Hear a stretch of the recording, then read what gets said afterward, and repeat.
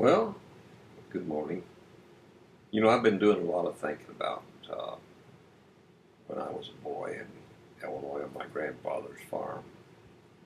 The one thing that keeps popping back in my mind was a little trial and error thing with chewing tobacco. Well, my grandfather generally took rough cut red band chewing tobacco, but every now and then he'd get fancy and he'd buy those little plugs that were wrapped in cellophane. They were called horseshoe plugs, I think. Well, anything my grandfather did, I had to try. But it was strictly forbidden.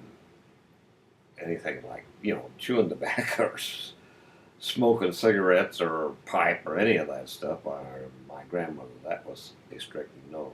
I was even lucky to get a strong cup of farm coffee, which could eat varnish, which they used to doctor down with a lot of cream, real cream, and sugar. Well, anyway, reversing back to the subject I started on, chewing tobacco. Well, grandfather was busy working. He was in the feed house there, and he was feeding his hogs and stuff. And I don't know, he laid down that plug at the back there, and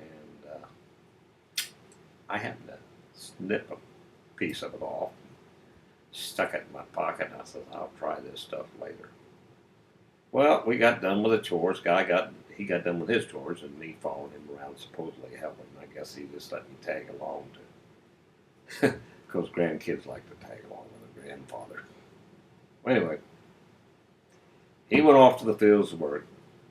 Grandmother was in the house doing her thing, her typical thing, and she seemed like she was always busy.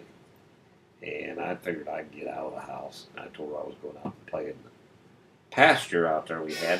Where we kept some cows and a few horses and stuff, and fiddle around with them. But what I was really wanting to do, I got in behind the old maple trees where I knew there wouldn't be any chance of her seeing me from the kitchen window. And I started chewing that tobacco. Well, it wasn't too bad. Now I was getting along pretty good. But then the neighbor boy, James, gave me away from coming down the road. Says, "Come on, run down there. I want to show you something." Well, I started running across the pasture to go meet him at the gate up there. Well, in Illinois, they have cactuses that lay real close to the ground, and they're flat, and they spread out, and they have nice little thorns. Man, baby, they can even penetrate bare feet that's been, you've been running on cinders and stuff. But these thorns could get through them. So I'm going down there, and I hit one of those cactus. Oh my God! Next thing I know, I swallowed it whole, man.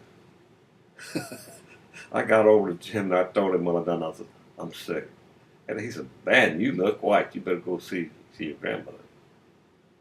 So he headed his way, and I headed into the house. He knew I was in deep trouble, and he didn't want to be connected with anything like that, because in those days, my grandmother would have automatically called his mother and told him, well, they've been up to something. So he took off, which I understood, and I went up to grandmother, complained I was sick.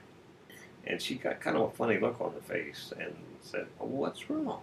Well, I says, "I've been out eating apples, and those green apples again, and I think I ate a little too much of them." She said, "Well, okay, we'll just take care of it." And come to think about it now in retrospect, she knew damn well, I think she knew damn well what happened.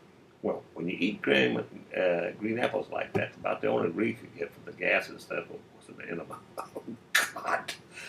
So that's what I got. And it really didn't help that much.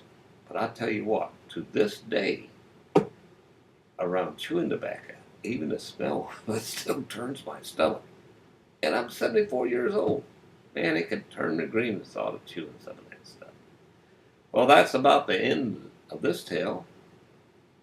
This old man's tale from a long time ago on a farm long away in Illinois. Well, that's all from this old man in Texas this morning. You all have a good one.